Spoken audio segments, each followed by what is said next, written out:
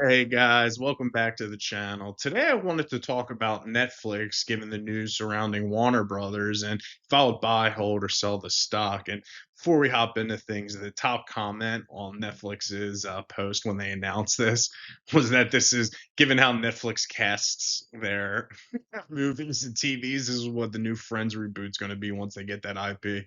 I thought that was hilarious. Anyway, done with the jokes. On to business now. Mhm. So Netflix announced it has struck a deal to buy Warner Brothers Discovery for $72 billion in one of the largest media acquisitions of all time. Now the deal is expected to close in Q3 2026, but I think that's a little optimistic. I think with all the regulatory hurdles in here, we're looking more at 12 to 18 months timeline. But Netflix will be retaining HBO Max and HBO and their promise for theater releases.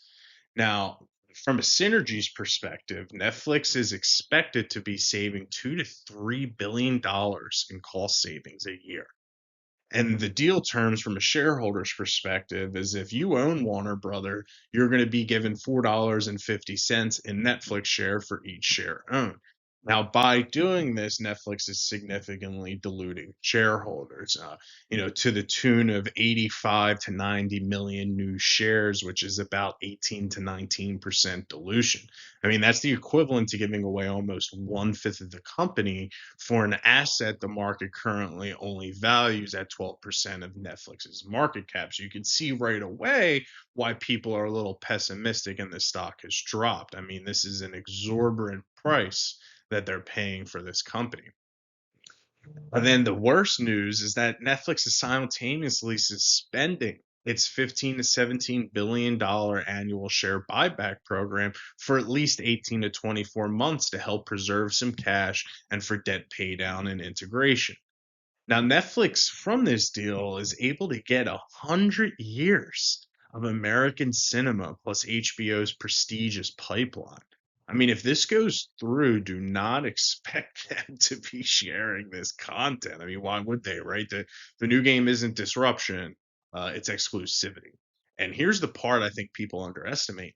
Netflix isn't buying IP for nostalgia. I mean, I think it definitely is a part to expand their library, but I think there's another point people are overlooking, and that's from an AI perspective, right?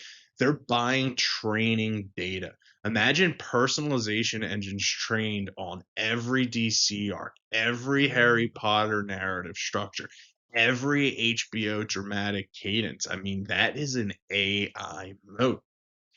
Now, while doing some of this history and some of this research on big media mergers, Warner Brothers comes up time and time again as, a very poor merger and integrator. And what I mean by that is when this company tends to merge with another, it seems like a lot of value is destroyed. You can look at AOL and Time Warner. There was a lot of value destruction. AT&T and Time Warner, a lot of destruction. Then with the company currently, who it is now, right? Warner Brothers Discovery is Zaslav himself has lost 70% of shareholder value in 2022. I mean, Netflix is now joining the same club of all those companies just mentioned of buying this melting ice cube of assets at a cyclically high valuation multiple. And I can't stress enough how high of a purchase price they are paying for this company. So the question is right now if the regulators are going to allow this. I mean, if they don't, there's a $6 billion breakup fee that Netflix has to pay. And it's going to be hard to imagine they got into this without thinking. But then to play the devil's advocate, if you remember back to AT&T and T-Mobile, and when that merger fell through because of the DOJ, and they had to pay a hefty, I think it was $6 billion payout because that was one of the clauses if the merger fell through. I mean, Netflix right now is trading like the deal isn't happening or people aren't enthusiastic about the terms and the purchase price here. I mean, Warner Brothers is carrying 40 billion in debt. So I mean, when you kind of put it into perspective of who could actually acquire the company, I mean, they're unmergeable with anyone except for Netflix. I mean, Paramount already carries 14 billion in debt. Comcast would inherit massive liabilities based on their offer, and Netflix has $6 billion net debt on a $380 billion market cap. I mean, they're the only bidder with a balance sheet strong enough to absorb Warner Brothers' problems.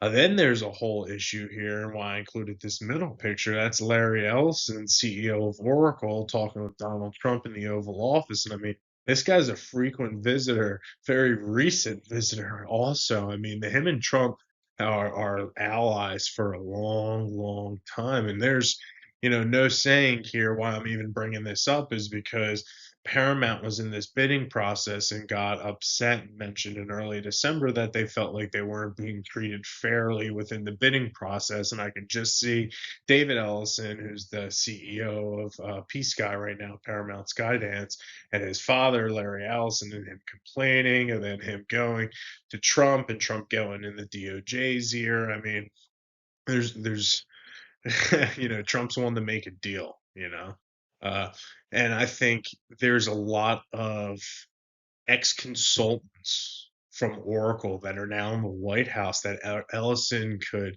easily get to tap into Trump's ear or other officials' ear to kind of derail this whole approval process. And, you know, when you think about the management structure, Paramount Sky Network, P Sky, has, I'm going to butcher the name here, Makan Del Rahim, the former DOJ antitrust head, as its legal officer.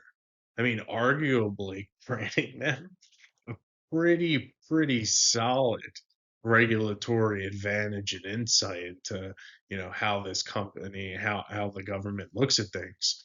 I mean, in any sane world, in my opinion, there's no way Netflix and Warner Brothers gets this deal done through the antitrust review. I mean, I'm all for M&A, but the number one player acquiring a major rival with unique assets, I think is going to be a little dicey.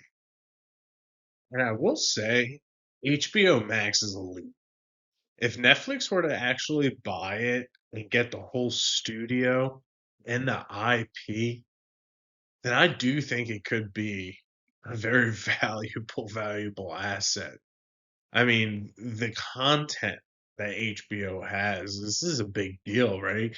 Game of Thrones, Friends, Silicon Valley, Batman, Harry Potter, White Lotus, Penguin. I mean, these are old names, these are current names, names in the pipeline. I mean, this would be a big deal. And usually I've realized, this is personal opinion, that Netflix kind of just does one season of a show, and then you notice they kind of taper off. And I feel like once you've done a season and become a star, you kind of have some negotiating power, and they just shut it down and they'll only do one season. And I mean, also they outsource production, and that can be really expensive. And now getting all of this studio space, access to all these directors, I mean, it's looking pretty good for them, right? I mean, this is starting to become a game changer. I mean, Netflix found a way to also structure this deal in a way to where they don't have to get all this junk in the cable. They're getting all the good stuff, right? The production studios, the epic movie franchise, all those high-end, awesome premium content HBO shows we were just talking about. I mean, and without any of this cable stuff, right? I mean, it's really incredible how they executed on it. So as of right now, I'd hold. I think there's just, a little uncertainty. I mean, from the Bears' perspective, I think the purchase price is really high. I think there's definitely a degree of uncertainty to if the deal will actually be complete. And then you have, Larry Ellison, who's, not just a regular Joe here, being able to, pull some of his political strings here. But then to the whole case here, you can also see, I mean, they would have a very impressive content library, and then the being able to expand on top of that and run that through AI, like we were talking about earlier, and seeing, what exactly is the perfect recipe for a viral movie or a TV show. I mean, really unique. I mean, getting a studio and being able to produce more cheaper. I mean, Right now, I would hold just because it's too dicey for me either way. There's a lot better investments that I've talked about on this channel. Watch some of my past videos that you can watch that right now. I'm putting it on my watch list at the moment. All right, take care. I hope you guys got something from this.